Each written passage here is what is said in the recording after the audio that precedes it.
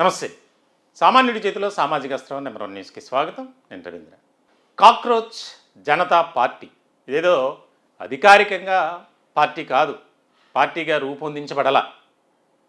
కానీ social media వేదికగా cockroach Janata party అని ఒక రకమైనటువంటి పేరు పెట్టుకున్నారు. దాని తర్వాత జరిగినటువంటి పరిణామాలు, రాత్రికి రాత్రే మిలియన్ సబ్స్క్రైబర్స్ కానీ ఫాలోవర్స్ కానీ దానికి సంబంధించి ఏ రకమైనటువంటి పరిస్థితులు ఉన్నాయో మనకు తెలుసు. అది మొదటి భాగం అయితే, రెండో భాగం నీట్ ఎగ్జామ్కి సంబంధించి అలాగే పరీక్షల నిర్వహణలో కేంద్ర ప్రభుత్వం పూర్తిగా విఫలమవుతుంది. దీనికి బాధ్యులుగా కేంద్ర విద్యాశాఖ మంత్రి రాజీనామా చేయాలి. ఈ నినాదంతో ఏ రకమైనటువంటి ఉద్యమాన్ని నిర్వహించారో మనం చూసాం. ఢిల్లీ వేదికగా కాక్రోచ్ జనతా పార్టీ సంబంధించినటువంటి యువత ప్రధానంగా అసలు ఎక్కడా కూడా వెనక్కి తగ్గకుండా పోలీసులు లాఠీచార్జ్ చేసిన, విపరీతమైనటువంటి ధోరణితో వ్యవహరించిన అక్కడి నుంచి కదలలేదు, మెదలలేదు, అదరలేదు, బెదరలేదు.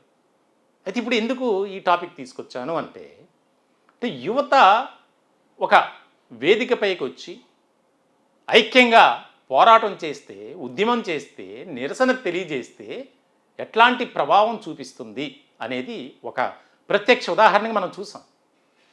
ఇక చేసేదేమి లేక విద్యాశాఖ మంత్రి రాజీనామా చేశారు. అయితే ఇప్పుడు అదే విధానం ఆంధ్రప్రదేశ్లో త్వరలోనే బొద్దింక రాష్ట్రంలోకి రాబోతుంది. కాక్రోచ్ జనతా పార్టీ ఆధ్వర్యంలో ఆంధ్రప్రదేశ్లో నిరసన కార్యక్రమాలు, ప్రధానంగా విద్యా వ్యవస్థలో నెలకొన్నటువంటి లోపాలను ఎత్తి చూపుతూ దానికి బాధ్యులుగా విద్యాశాఖ మంత్రి నారా లోకేష్ రాజీనామా చేయాలి. దానికి సంబంధించి ఇప్పుడు కార్యాచరణ రూపొందిస్తున్నారు.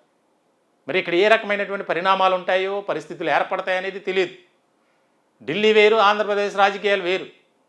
అక్కడ ఉన్నటువంటి పరిస్థితులు ఇక్కడ లేవు. కాబట్టి మరి ఏ రకమైనటువంటి వ్యూహంతో ముందుకు వెళ్తారు?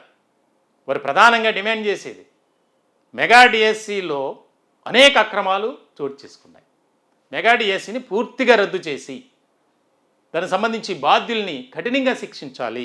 బాధ్యత వహిస్తూ విద్యాశాఖ మంత్రి రాజీనామా చేయాలి. మరికొద్ది రోజుల్లో అదే ఉద్యమం ఆంధ్రప్రదేశ్లో స్టార్ట్ కాబోతుంది. దీనికి సంబంధించి రాష్ట్ర రాజకీయ వర్గాల్లో కూడా విస్తృత స్థాయిలో ఆసక్తికరమైనటువంటి చర్చ జరుగుతుంది. అంటే విద్యార్థులు కానీ, నిరుద్యోగులు కానీ, ఎవరైనా సరే ఏ రంగంలో ఉన్నటువంటి వారైనా ఒక ఐకమత్యం అనేది ఉంటే ఆ పరిస్థితి ఏ విధంగా ఉంటుంది, ఆ ప్రభావం ఏ మేరకు కనిపిస్తుంది, వినిపిస్తుంది అనేది మనకు తెలుసు.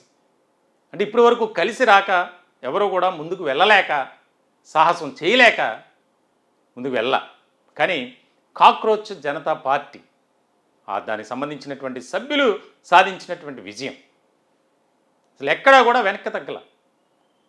విద్యాశాఖ మంత్రి రాజీనామా చేస్తేనే ఇక్కడి నుంచి మేము కదులుతాం, మీరు చంపేసిన పర్లా, మీరు ఏం చేసిన పర్లా అని భీష్మించుకుని కూర్చున్నారు ఢిల్లీలో జంతర్ మంతర్.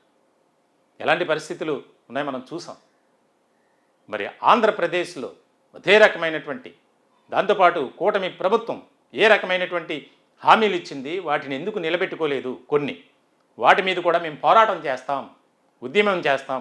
ఇలా కేవలం ఢిల్లీకి మాత్రమే పరిమితం కాకుండా దేశవ్యాప్తంగా, అది ఆ రాష్ట్రంలో ఏ పార్టీ అధికారంలో ఉన్నది మాకు సంబంధం లేదు, దానికి సంబంధించి మేము పోరాటం చేస్తాం, సామాన్య ప్రజలకు అండగా దండగా ఉంటాం. ఈ రకమైనటువంటి ఆలోచన విధానంతో ముందుకు వెళ్తున్నారు. దీనికి సంబంధించి కాక్రోచ్ జనతా పార్టీ ఆంధ్రప్రదేశ్లో కూడా ఆల్రెడీ ఒక యూనిట్ అనేది ఏర్పాటు చేశారట. దీనికి సంబంధించి వారు ఆలోచన చేస్తున్నారు. మరికొద్ది రోజుల్లోనే దీనికి సంబంధించి ఒక నిరసన కార్యక్రమాన్ని యువతతో, మరి ముఖ్యంగా నిరుద్యోగులతో, ఎవరైతే మెగా డిఎస్సిలో అన్యాయానికి గురయ్యామని కోర్టుల చుట్టూ తిరుగుతున్నారో వారందరినీ ఐక్యపరిచి ఒక వేదికపైకి తీసుకురావాలనే ఆలోచన కూడా జరుగుతుందట. మరి చూడాలి ఎట్లాంటి పరిణామాలు ఉంటాయి. ఢిల్లీలో ఏ స్థాయిలో జరిగిందో ఆంధ్రప్రదేశ్లో ఆ స్థాయిలో జరుగుతుందా? మరి అక్కడ ఉన్నటువంటి ఆ యొక్క యూనిటీ ఏదైతే ఉందో ఇక్కడ కనిపిస్తుందా అనేది కూడా చూడాలి ఎలాంటి పరిణామాలు ఉంటాయనేది చాలా ఆసక్తికరంగా మారింది.